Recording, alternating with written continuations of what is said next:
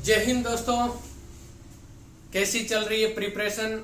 राजस्थान के अनेक एग्जाम जो आपके आगामी दिवसों के अंदर कंडक्ट होने हैं, जिसके अंदर मैं कल भी बताया था, अभी आप लोगों के ग्राम सेवक, वनपाल, राजस्थान पुलिस और इसके अलावा अभी RSM SSB द्वारा बहुत सारे एग्जाम के लिए या बहुत सारी वैकेंसी के लिए नोटिफिकेशन अभी हाल ही के अंदर जारी किए हैं।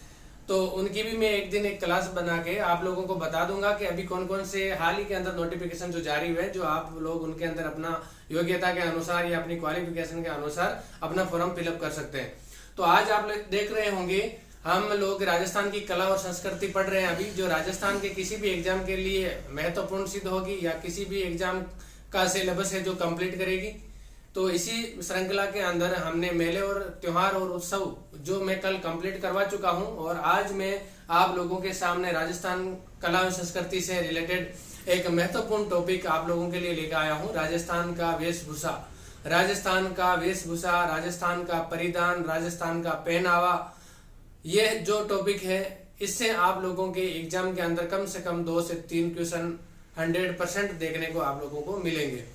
तो चलिए हम इस क्लास के अंदर आप लोगों को बताता हूं मैं, या आप लोगों को इस क्लास के बारे में अध्ययन करवाने के लिए मैं सबसे पहले आप लोगों को थोड़ा सा राजस्थान का इस परिधान से या वेशभूषा से रिलेटेड थोड़ा सा कल्चरल या थोड़ी सी बैकग्राउंड हिस्ट्री के अंदर हम जाते हैं।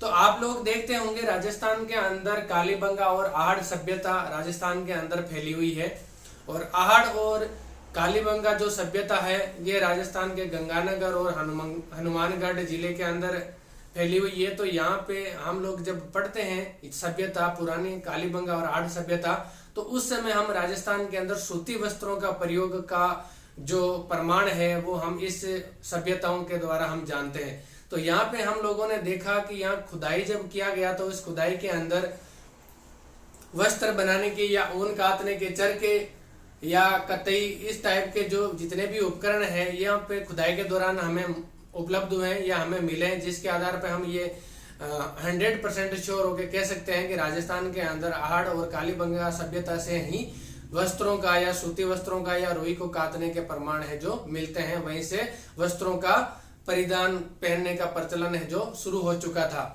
तो ये था हमारा थोड़ा सा परिधान वेशभूषा से रिलेटेड पहले का बैकग्राउंड, जो हिस्ट्री के अंदर हम जब गए तब हमें इस चीज का मालूम हुआ, इस चीज का हमें पता पड़ा।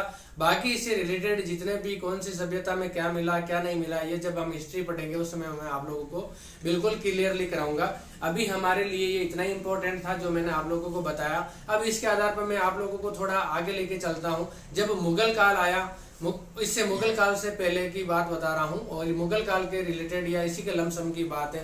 पुरुषों के वेश परिधान के अंदर पुरुष है जो ऊपर से धोती, नीचे धोती और ऊपर से अंगरखी, सर्दियों के अंदर अंगरखी पहनी जाती थी जो जांघों तक आती थी और घुटनों तक धोती का पहनावा था। इसके अलावा पगड़ी पहनी जाती थी। पगड़ी के अंदर अलग अलग वर्ग के द्वारा या अलग अलग समय के अंदर अलग अलग वर्गों के द्वारा अलग अलग पगड़ियों का पहनावा प्रचलित था, जो अलग अलग वर्ग के द्वारा अलग टाइप की विभिन्न प्रकार की पगड़ियां पहनी जाती थी। तो इसके आगे अगर जब हम मुगल काल के अंदर बढ़ते हैं तो हम देखते हैं कि मुगल काल के अंदर अमरशाही, उदयशाही, शिवशाही, बहुत सारी जो पगड़ियां हैं इनके प्रकार जो प्रचलित हुए, और विभिन्न प्रकार की ये शैलियां जो प्रचलित हुई या विभिन्न प्रकार की शैलियां जो हमारे अनुसरण के अंदर आई, जिस शैलियों के अंदर इन पगड़ियों को बांधने का या इन पगड़ियों को पहनने का तरीका जो था वो बिल्कुल अलग अलग सब पगड़ियों के अंदर है, सब मिलता है। इसके अलावा एक वर्ग विशेष के अंदर भी पगड़ियों का अलग पहनावा हमें मिलता है। इसके अलावा विभिन्न त्योहार या विभिन्न उत्सव के ऊपर पगड़ियां जो पहनी जाती है उनका पहनने का तरीका है वो भी हमें अलग मिलता है। तो चलिए ये सारी जो इन्फॉर्मेशन है, ये सारी जानकारी, वेशभूषा, पुरुषों की वेशभूषा, स्त्रियों की वेशभूषा और हमारे पुरुष और स्त्रियों द्वारा पहने जाने वाले आभूषण या गहने, ये सारे चाहे क्लास कितनी भी लंबी हो, मैं एक ही क्लास के अंदर आप लोगों को कंप्लीट करवा के जाऊंगा आज। तो चलिए हम शुरू करते हैं। सबसे पहले पुरुषों के परिधान। तो पुरुषों के परिधान है, हम देखते हैं पुरुषों के परिधानों के अंदर पगड़ी आती है, अंगरखी आती है, धोती आती है। तो इसी तरह से 3-4 भाग के अंदर जो पुरुषों के परिधान है वो कंप्लीट हो जाएंगे। तो हम सबसे पहले पढ़ते हैं पुरुषों के परिधान, पगड़ी। तो हम देखते हैं, अभी मैंने आप लोगों को बताया भी है और उसी के आधार पर मैंने यहाँ बोर्ड पे भी लिख रखा है, तो अगर आप लोग स्क्रीनशॉट लें या अपने रिटर्न करें इसको तो आसानी रहे आपके। तो चौड़ावत साई, भीम साई, मांडप साई, राठौड़ी, मान साई, हमीर साई और बखरमा, ये है जो पुरुषों द्वारा पहनी जाने वाली पगड़ी के प्रकार है। विभिन्न प्रकार की पगड़ियां हैं जो राजस्थान के अंदर पाई जाती थी और अभी भी पाई जाती है। तो इनके नाम मैंने लिखा है। हमारे एग्जाम के पॉइंट ऑफ व्यू से यहाँ पे जो इम्पोर्टेंट फैक्ट है या इम्पोर्टेंट जो क्वेश्चन बनने वाला है वो ये है, हमारे को क्वेश्चन दे दिया जाए कि पगड़ी के प्रकार नहीं है या पगड़ी का प्रकार है। जब पगड़ी का प्रकार है तब 3 ऑप्शन दूसरे दे दे और चौथा ऑप्शन के अंदर इनमें से कोई एक हमारा दे दे इसमें से फैक्ट, तो हमें उसमें से इनमें से जो भी लिखा है वो हमारा राइट आंसर हो जाएगा। जब हमारे को पूछ लिया जाए कि नहीं है तब इनमें से 3 पगड़ियां दे दी जाए, 3 पगड़ियों के प्रकार दे दिए जाए और चौथा हमारे को मिसमैच दे दिया जाए तो हमारा आंसर वो हो जाएगा। यहाँ से हमारा जो इम्पोर्टेंट जो क्वेश्चन बनेगा वो बनेगा प्रकार से, कौन सा है कौन सा नहीं है। नेक्स्ट चलते हैं हम, ये कुछ शैलियां हैं जो मैंने अभी आप लोगों को बताया कि राजस्थान अलग अलग संभाग के अंदर, अलग अलग जिलों के अंदर, अलग अलग भाग के अंदर बटा हुआ है। यहाँ पे अलग अलग क्षेत्र के अंदर अलग अलग प्रकार की पगड़ी की शैलियां हैं जो प्रचलित थी और अभी भी है। तो इन शैलियों की भी हम एक संक्षिप्त जानकारी ले लेते हैं जो हमारे एग्जाम के अंदर क्वेश्चन बन सकता है। तो सबसे पहले है मेवाड़ महाराणा के पगड़ी, एक है जो इसी के साथ में वन लाइनर क्वेश्चन भी आपका आ सकता है। एक इंपॉर्टेंट फैक्ट है, जो मेवाड़ का महाराणा था, मेवाड़ के जितने भी महाराणा हुए, तो मेवाड़ के जो महाराणा हुए इनकी जो पगड़ी बांधने वाला जो व्यक्ति होता था उसको छापदार कहा जाता था। क्या कहा जाता था? छापदार। हमारे एग्जाम के अंदर पूछ लिया जाए कि छापदार किसे कहा जाता है, राजस्थान के अंदर छापदार किसे कहा जाता है, तो मेवाड़ के महाराणाओं की पगड़ी बांधने वाले व्यक्ति को छापदार कहा जाता है। या हमारे को क्वेश्चन दे दे कि मेवाड़ के अंदर मेवाड़ के महाराणा है उनको पगड़ी बांधने वाले व्यक्ति को क्या कहा जाता है, तो हमारा आंसर हो जाएगा छापदार। नेक्स्ट है हमारी जो शैलियां हैं, ये शैलियां यहाँ से हमारी शुरू होती है। तो सबसे पहली शैली है उद्यशाही पगड़ी। उद्यशाही पगड़ी, जो उद्यशाही शैली के अंदर बांधे जाने वाली जो पगड़ी है उसकी विशेषता क्या है? उसकी विशेषता है खग एक तरफ रहता है जिसमें जरी लगाई जाती है। खग से आप समझते होंगे जब पगड़ी बांधते हैं तो उसके अंदर एक तरफ से थोड़ा सा उसका किनारा है जो उठा रहता है, उसको खग बोला जाता है और उसके ऊपर जरी लगाई जाती है। जरी, ये हम राजस्थान के अंदर आगे हमारी जो शैलियां इनके अंदर पढ़ेंगे हम राजस्थान का, और जैसे उद्योगों के बारे में जब हम पढ़ेंगे तो उस समय आप लोगों को पता पड़ेगा कि जरी का कारखाना कहाँ है, जरियां कहाँ बनाई जाती है, जरियां क्या होती है, लच्छे गोटे जरियां, ये सब मैं आप लोगों को कराऊंगा। तो ये इसके अंदर क्या होता है, एक जरी होती है जो चमकीली कपड़ा या हम चमकीली तार या धागे से बनी हुई एक चमकीली डिजाइन होती है जिसको पुरुष और महिलाओं द्वारा विभिन्न परिधानों के ऊपर लगाया जाता है, जो लाइटिंग के द्वारा वो अपना रिफ्लेक्शन करती है, तो उसको जरी या गोटे ऐसे बोले जाता है। तो ये जो जरी है इसमें खग में लगाई जाती है। नेक्स्ट हमारी जो शैली है वो है अमरशाही पगड़ी। अमरशाही पगड़ी के अंदर क्या होता है, पीछे पासा होता है और बीच में जरी होती है। इसके अंदर जो खग या जो पासा होता है वो पीछे की साइड होता है, जैसे ऐसे होता है पीछे की तरफ उठी हुई। जैसे आप लोगों ने देखा होगा मुगल काल के अंदर भी बहुत सारे जो मुगल शासक है वो पगड़ियां बांधते तो पीछे से ऐसे ऐसे करके 3-4 भाग में पीछे से उठी होती है। तो उस तरह से हमारे राजस्थान के अंदर भी पगड़ियों की एक शैली प्रचलित है जिसके अंदर पीछे की तरफ पासा होता है और बीच के अंदर इसमें जरी लगाई जाती है। नेक्स्ट है हमारा अरसीशाही पगड़ी। अरसीशाही पगड़ी ये महाराजा हरि सिंह के शासनकाल के अंदर, जिनका शासनकाल था 1778 से 1828 ईस्वी, इस शासनकाल के दौरान अरसीशाही पगड़ी है, इसका शैली का जो उद्गम हुआ था। नेक्स्ट है हमारा स्वरूपशाही पगड़ी। स्वरूपशाही पगड़ी है जो 1824 से 1861 के अंतर्गत स्वरूप सिंह इनके शासनकाल के अंदर इस शैली का उद्भव हुआ था। नेक्स्ट है हमारी राजशाही शैली। राजशाही पगड़ी की जो शैली है वो जयपुर रियासत काल के अंदर है जो इसका उद्गम हुआ था, और ये लाल रंग का लहरिये की जो पगड़ी होती थी, इसका कलर कैसा होता था, लाल रंग का लहरिये जैसा। तो ये थी हमारे जयपुर रियासत से रिलेटेड राजशाही पगड़ी। नेक्स्ट है हमारा विजयशाही पगड़ी। विजयशाही पगड़ी फिर है अटपटी पगड़ी और शाहजहानी पगड़ी, शिवशाही पगड़ी और खंजरशाही पगड़ी। ये थी राजस्थान के अंदर कुछ पगड़ियों की जो शैलियां, जहाँ पे अलग अलग शैली की पगड़ियां हैं जो प्रचलित थी और अभी भी है। तो इसके बाद में आप इसका स्क्रीनशॉट ले लीजिए। नेक्स्ट मैं बताऊंगा आप लोगों को कि कौन सी या किस टाइप की पगड़ी है, कौन से वर्ग के द्वारा पहनी जाती है और कौन सी पगड़ियां हैं वो कौन से विशेष उत्सव या त्योहार या पर्व के ऊपर पहनी जाती है। तो तब तक आप इसका स्क्रीनशॉट ले लीजिए या इसको नोट डाउन कर लीजिए। मैं नेक्स्ट स्लाइड के अंदर आपको पगड़ियों का जो पार्ट छूटा है वो करवा रहा हूं। हाँ तो दोस्तों आपने लिख लिया होगा, आगे जो मैंने पगड़ी के बारे में जो इम्पोर्टेंट फैक्ट थे उनको करवाया था। अभी हमारे पास में है राजस्थान के अंदर विभिन्न प्रकार की पगड़ियां जो विभिन्न प्रकार के पैसे और वर्गों के लोगों द्वारा पहनी जाती है। दूसरा है हमारा विभिन्न उत्सव या त्योहारों पर पहने जाने वाले अलग अलग पगड़ियों के प्रकार। और नेक्स्ट है हमारा क्षेत्र के आधार पर पहने जाने वाले पगड़ियों के प्रकार। तो चलिए हमारा सबसे पहले विभिन्न पैसे या वर्ग के द्वारा पहनी जाने वाली पगड़ियां। तो इसमें आते हैं सुनार जाति या सुनार वर्ग के या सुनार पैसे, सुनारी का काम करने वाले पैसे से संबंधित लोगों द्वारा पहनी जाने वाली पगड़ी।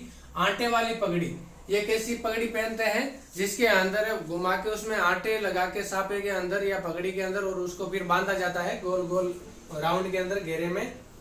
नेक्स्ट है हमारा बंजारे जो जाति होती है, जो बंजारे पुराने टाइम में प्रसिद्ध है, जो विभिन्न गांवों के अंदर पूरा उनका एक सैलाब या पूरा उनका एक कुटुंब चलता था, जिसके अंदर वो विभिन्न प्रकार की वस्तु हैं जो गांव में जा जाकर बेचते थे और उनके बदले में पैसे और दान लेकर लोगों को जरूरत के सामान की वस्तुएं या जरूरत का सामान है वो पहुंचाते थे। तो वो होते बंजारे जाति के लोग जो मोटी पट्टेदार पगड़ियां पहनते थे। कैसी पगड़ियां पहनते थे? मोटी पट्टेदार पगड़ियां।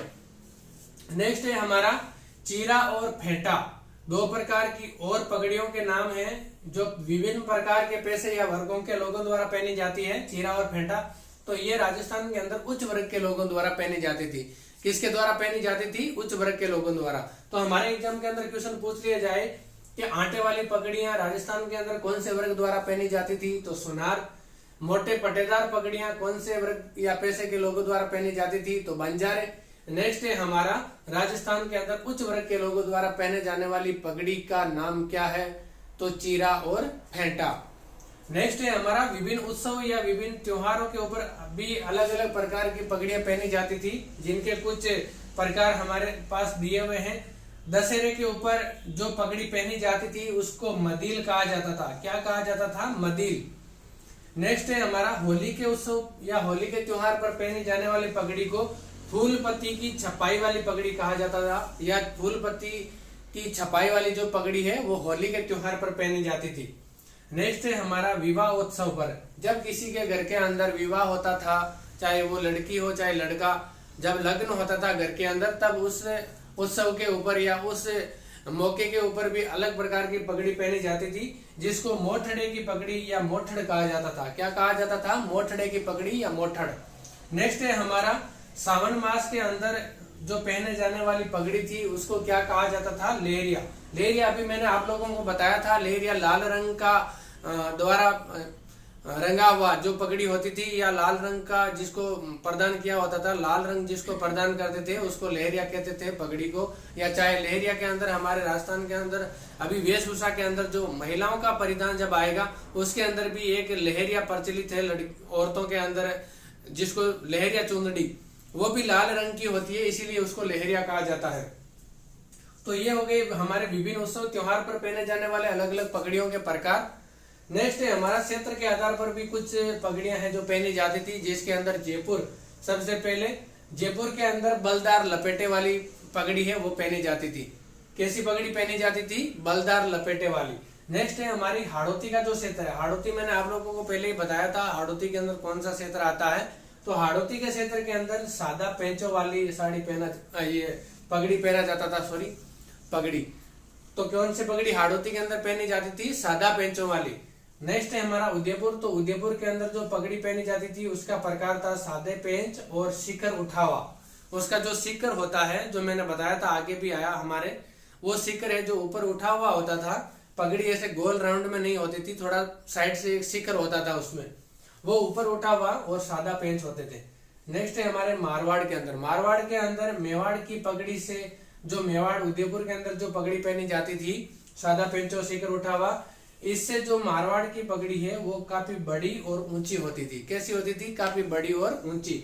इसके साथ में हमारे पास 3 और भी इंपॉर्टेंट फैक्ट है। पगड़ी को पाग या पेंचा कहा जाता है। क्या कहा जाता है? पगड़ी को पाग या पेंचा। नेक्स्ट है हमारा राजपूतों द्वारा क्या पहना जाता है, या राजपूतों द्वारा सर पे पहने जाने वाले पगड़ी या उसके प्रकार को क्या कहा जाता है? साफे। नेक्स्ट है हमारा गाँव में महाजन व वैश्य पगड़ी। गाँव के अंदर जो महाजन वर्ती के लोग हैं और जो वैश्य कुल के जो लोग हैं वो पगड़ी पहनते हैं, और इसके अलावा जितने भी उच्च वर्ग के जो लोग हैं वो साफे बांधते हैं। क्या बांधते हैं? साफे। उच्च वर्ग के लोगों द्वारा साफे बांधने का प्रचलित है। तो ये थे हमारा राजस्थान के अंदर पगड़ी जो अलग अलग क्षेत्र, अलग अलग पैसे या अलग अलग वर्ग के लोगों द्वारा और अलग अलग उत्सव त्योहारों के ऊपर पहने जाने वाले पगड़ियों के प्रकार जो मैंने आप लोगों को करवा दिए। यहाँ से काफी इंपॉर्टेंट क्वेश्चन बनते हैं, तो ये एक हर लाइन आपके लिए काफी इंपॉर्टेंट है। तो आप इसको अच्छी तरह से वीडियो को बार बार रिवाइज करके इनको याद कर सकते हैं, या अपनी एक ट्रिक बना के भी आप इसको याद कर सकते हैं। तो हमारे इसमें क्वेश्चन अगर आ गया, दशहरे पर पहने जाने वाले पगड़ी का क्या नाम है? तो मदिल। होली के उत्सव पर कैसी पगड़ी पहनी जाती है? तो फूल पत्ती की छपाई वाली पगड़ी। मोठड़े की पगड़ी कब पहनी जाती है? तो विवाह उत्सव पर। और लहरिया पगड़ी कब बांधी जाती थी? सावन मास के अंदर। इसी तरह अगर हमारे यहाँ पे पूछ लिया जाए बलदार लपेटे वाली पगड़ी कहाँ बांधी जाती थी? तो ये जयपुर के अंदर। नेक्स्ट पूछ लिया जाए सादा पेचों वाली, तो वो हाड़ौती के अंदर। फिर आपको पूछ लिया जाए सादा पेच और सीकर ऊपर उठा हुआ, तो वो कहाँ पे? उदयपुर मेवाड़ के अंदर। नेक्स्ट आपको पूछ लिया जाए अगर मारवाड़ के अंदर कैसी पगड़ी बांधी जाती थी, तो मारवाड़ के अंदर मेवाड़ में जो पगड़ी बांधी जाती थी उससे बड़ी और उससे ऊंची। कैसी पगड़ी बांधी जाती थी? उससे बड़ी। मेवाड़ की पगड़ी से बड़ी और उससे ऊंची। और नेक्स्ट अगर हमारा पूछ लिया जाए कि राजस्थान के अंदर पगड़ी को और किस नाम से पुकारा जाता है, तो पाग या पेचा। किससे? पाग या पेचा। राजपूतों द्वारा पगड़ी का पहने जाने वाला प्रकार को क्या कहते हैं? साफा। गांव के अंदर महाजन और वैश्य कुल के लोगों द्वारा पहने जाने वाली वो द्वारा क्या पहना जाता है? तो पगड़ी। और बाकी जो बचे हुए उच्च वर्ग के जो लोग हैं उनके द्वारा साफा बांधा जाता था। इसके बाद में हमारा राजस्थान के अंदर उदयपुर की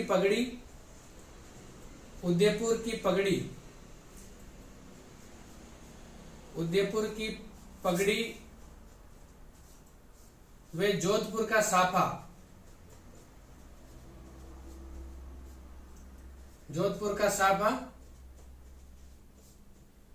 छपाई और बंदेज के अंदर पूरे भारत के अंदर प्रसिद्ध है। छपाई में बंदेज और रंगाई बोल सकते हैं। छपाई, रंगाई और बंदेज इसके अंदर पूरे भारत के अंदर प्रसिद्ध है। तो पूरे भारत या पूरे राजस्थान के अंदर कहाँ की पगड़ी और कहाँ का साफा है जो रंगाई, छपाई और बंदेज के कारण से प्रसिद्ध है? तो पगड़ी है उदयपुर की और साफा है जोधपुर का। आपको अगर एग्जाम के अंदर दे दिया जाए तो इन दोनों पॉइंट को आपको नोट करना है और याद रखना है। नेक्स्ट, राजस्थान के अंदर पगड़ी की काफी महत्ता है। पगड़ी है जो आदमी के मान, मर्यादा, प्रतिष्ठा का प्रतीक है, भाईचारा और आपसी संबंधों का प्रतीक है। आप लोग जानते होंगे अकबर का पोता शाहजहां खुर्रम और महाराणा प्रताप का पोता कर्ण सिंह, इन दोनों के बीच में एक पगड़ी के द्वारा ही आपसी मित्रता के जो कदम थे उनको आगे बढ़ाए गए थे। तो राजस्थान के अंदर पगड़ी का काफी महत्व है। आदमी की इज्जत, मान, मर्यादा और प्रतिष्ठा से संबंध पगड़ी का होता है। आदमी द्वारा कहा जाता है कि अगर किसी के पैरों में पगड़ी रख दिया तो समझो उसने अपना सब कुछ उस आदमी की गुलामी स्वीकार कर ली पगड़ी के द्वारा। तो ये था हमारे राजस्थान के अंदर पुरुष वेशभूषा के अंदर पगड़ी। इसका आप स्क्रीनशॉट ले लीजिए या नोट कर लीजिए। इसके बाद में हम नेक्स्ट पढ़ते हैं अंगरखी। क्या पढ़ते हैं? अंगरखी। तो आप लोगों ने अभी जो राजस्थान के अंदर पुरुषों के जो वेशभूषा थी उनके अंदर पगड़ी पढ़ लिया। अभी हम अंगरखी पढ़ने जा रहे हैं। तो अंगरखी आप लोगों में से बहुत सारे अभ्यर्थी या स्टूडेंट ऐसे होंगे या बहुत सारे ऐसे भाई बहन होंगे जिनको नहीं पता होगा कि अंगरखी क्या होती है। हमने धोती सुना है, हमने कुर्ता सुना है, पगड़ी सुना है, टोपी सुना है।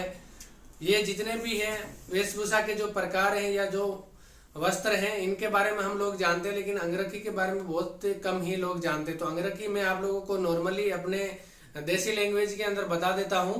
अंगरखी बोली जाती है बुगतरी को। बुगतरी आप लोगों ने देखी होगी, जो हमारे पुराने पूर्वज हैं या पुराने जो काफी हमारे से 1-2 पीढ़ी पहले के जो बुजुर्ग अभी जो जीवित हैं, तो वो लोग अभी भी बहुत सारे ऐसे बुजुर्ग हैं जो अभी भी बुगतरी या अंगरखी पहनते हैं। तो उसके अंदर आप लोगों ने देखा होगा, ये सफेद रंग की होती है, जो जांग तक होती है, बहुत नीचे तक होती है, घुटने से थोड़ी ऊपर होती है, इतनी लंबी ये होती है। और इसके अंदर यहाँ पे ऐसे करके यहाँ पे बटन लगता है, और उसके बाद में एक यहाँ पे और एक यहाँ पे ऐसे बटन इसके अंदर लगाए जाते हैं, और यहाँ से जो गला होता है इस टाइप से निकल के और यहाँ पे ऐसे अंदर जाती है और ये बाहर आके इसमें लगता है। तो ऐसी ये बुगतरी होती है, जो बुजुर्ग हैं हमारे वो पहनते हैं अभी भी बुगतरी। तो ये पुराने टाइम के अंदर सर्दियों के अंदर पहनी जाने वाली एक विशेष प्रकार का पुरुषों का परिधान था, जो धोती के ऊपर पहनी जाती थी। तो इसके बारे में हम लोग अभी पढ़ने जा रहे हैं। तो गुप्तोत्तर काल जो था, जिसके अंदर गुप्तोत्तर मतलब गुप्त काल का उत्तर, यानी कि जब गुप्त काल खत्म होने के लिए जा रहा था, गुप्त काल के बाद में नेक्स्ट डायनेस्टी जब आने वाली थी, तो ये जो काल था गुप्त वंश का समाप्ति का और गुप्त वंश के बाद में आने वाले डायनेस्टी का प्रारंभिक काल, तो ये बोलता जाता है गुप्तोत्तर काल, गुप्त का उत्तर काल। तो उस समय जो ये अंगरखी है, इसको अंगरक्षी बोला जाता था। अंगरक्षी बोलने के पीछे इसका लॉजिक था कि ये अंगरक्षी अंग की रक्षा करता था सर्दी या गर्मियों के अंदर, अंगरखी। तो इसके कारण से इसको गुप्तोत्तर काल के अंदर अंगरक्षी बोला जाता था। आपको एग्जाम के अंदर पूछ लिया जाए अंगरखी को गुप्तोत्तर काल में क्या कहा जाता था, तो अंगरक्षी। नेक्स्ट है हमारा ग्रामीण परिवेश में श्वेत रंग की अंगरखी, जिसे बुगतरी कहा जाता है। ये मैंने आप लोगों को अभी बता दिया। ग्रामीण परिवेश के अंदर बुजुर्ग व्यक्तियों द्वारा अभी भी पहनी जाने वाली जो परिधान होता है, जो ऊपर जो जांघों तक उसकी लंबाई होती है, उसको अंगरखी कहा जाता है। नेक्स्ट है हमारा मीनाकारी बेल। ये एक अंगरखी का प्रकार है जो राजस्थान के अंदर प्रसिद्ध है। राजस्थान के अंदर सबसे ज्यादा पहने जाने वाली या राजस्थान के अंदर सबसे ज्यादा जानी जाने वाली जो अंगरखी है, उसका नाम है मीनाकारी बेल। आपको एग्जाम के अंदर पूछ लिया जाए मीनाकारी बेल किसका एक प्रकार है, तो ये अंगरखी का प्रकार है, जो राजस्थान के अंदर काफी प्रसिद्ध है या काफी ज्यादा प्रचलन के अंदर है। इसके संबंधित कुछ जो इम्पोर्टेंट फैक्ट है वो ये है कि फर्रुखशाही अंगरखी एक प्रकार है अंगरखी का, जिसका विशेषता है जिसकी गले, पीठ और कंधे पर इसमें कढ़ाई की जाती है। यही जो अंगरखी है, इसके अंदर गले, यहाँ पे गले के अंदर इसका गोल गला होता है। अंगरखी का गला है वो गोल होता है, इसके अंदर कॉलर नहीं होता है। तो यहाँ की जो गला होता है इसके अंदर, यहाँ पे कढ़ाई होती है इसके अंदर। उसके बाद में इसका जो कंधे होते हैं, कंधे और पीठ, यह तीनों जगहों के ऊपर जिसके अंदर कढ़ाई होती है, उस कढ़ाई वाली अंगरखी को कौन सी अंगरखी कहा जाता है, फर्रुखशाही अंगरखी। और इसको इसलिए कहा जाता है क्यों, जो फर्रुखसियर था, जो मुगल डायनेस्टी का जो शासक था फर्रुखसियर, उसके टाइम पर इस अंगरखी का जो विकास हुआ था, तो इसलिए इसको फर्रुखशाही अंगरखी भी कहा जाता है। नेक्स्ट है हमारे चुग्गा या चोगा। क्या है चुग्गा या चोगा? इसकी क्या विशेषता है? ये चुग्गा या चोगा है, ये संपन्न वर्ग के द्वारा पहनी जाती थी। जो संपन्न वर्ग होते थे, जो महाजन होते थे या जमींदार या जो भी बड़े ओहदे के या बड़े वर्ग के जो व्यक्ति होते थे, जो संपन्न होते थे, सर्व संपन्न व्यक्ति, उनके द्वारा ये चुग्गा या चोगी पहना जाता था। और इसको अंगरखी के ऊपर पहना जाता था। कहाँ पहना जाता था? अंगरखी के ऊपर। जैसे हम अभी हमारे जैसे शर्ट हम पहनते हैं, कमीज जो पहनते हैं, कमीज के ऊपर जब हम कोट या स्वेटर पहनते हैं, तो ये कोट या स्वेटर की जगह क्या पहना जाता था? चुग्गा या चोगी। चुग्गा या चोगा जो अंगरखी के ऊपर पहना जाता था। और ये किसका बना होता था? ये रेशमी, ऊनी या किम खान से बना होता था, जो सर्दियों के अंदर इन व्यक्तियों का बचाव करता था। किसके द्वारा बना होता था? रेशमी, ऊनी या किम खान से बना होता था। नेक्स्ट है हमारा ग्रीष्म ऋतु के अंदर जो अंगरखी पहनी जाती थी, उसके अंदर तंजेब और जामदानी चुगों का उपयोग किया जाता था। गर्मियों के अंदर जो चुगे पहने जाते थे, वो कौन से चुगे होते थे? वो होते थे तंजेब और जामदानी। कौन से होते थे? तंजेब और जामदानी। नेक्स्ट है हमारा आत्म सुख, आत्म सुख एक प्रकार का, ये वो आत्म सुख नहीं है कि जो संतुष्ट हो गए या संतुष्टि वाला आत्म सुख नहीं है। यह आत्म सुख है एक परिधान जो राजस्थान के अंदर अंगरखी, अंगरखी के ऊपर चुग्गा या चोगा, और इस चुग्गा या चोगा के ऊपर भी एक और परिधान पहना जाता था जो राजवाड़े लोगों द्वारा पहना जाता था। उसको क्या कहा जाता है हमारे राजस्थान के अंदर? उसको कहा जाता था आत्म सुख।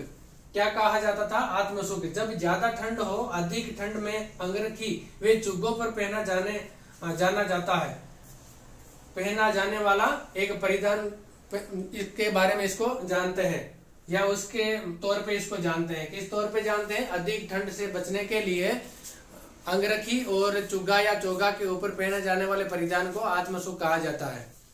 और ये उसी तरह से होता है जैसे हम अंदर में जैसे इनर पहनते हैं या एक पतला स्वेटर पहन के उसके ऊपर जब कोट पहनते हैं, तो जैसे जो हमारा कमीज है वो अंगरखी हो गया, कमीज के ऊपर जब हम हल्का इनर या एक पतला स्वेटर जो पहनते हैं वो चुग्गा या चोगा हो गया, और उसके बाद में जब हम कोट पहनते हैं और ज्यादा ठंड होने के बाद में, तो वो कोट जो है वो आत्मसुख कहलाता था पुराने समय के अंदर। और हमारे राजस्थान के अंदर जो सिटी पैलेस है जयपुर के अंदर, यहाँ पे अभी भी सबसे पुराना आत्मसुख रखा हुआ है जो 18वीं सदी के मध्य का माना जाता है। 18वीं सदी के मध्य का माना जाता है ये आत्मसुख, जो राजस्थान के अंदर सिटी पैलेस के अंदर अभी भी सुरक्षित रखा हुआ है।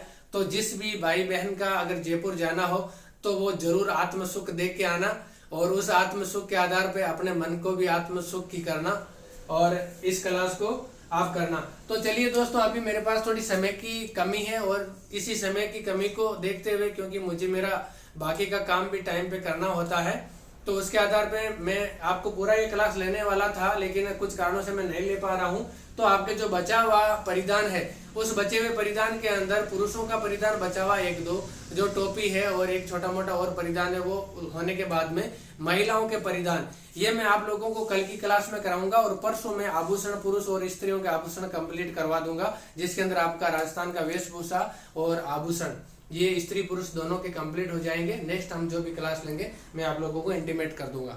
तो चलिए, इसी के साथ आप लोगों के साथ मैं इसी तरह बना रहूं, और इसके लिए आप मुझे थोड़ा सा आप लोगों के सपोर्ट और सहयोग की मुझे आवश्यकता है, क्योंकि जितने मेंबर मेरे सामने जुड़ेंगे, जितने लोग मेरे से पढ़ेंगे, जितने लोग मेरे साथ आएंगे, उतना ही मैं एक्टिव होके या उतना ही मैं ज्यादा एनर्जी के साथ में आप लोगों को अच्छे से अच्छे कंटेंट ला के तैयारी कराने की कोशिश करूंगा।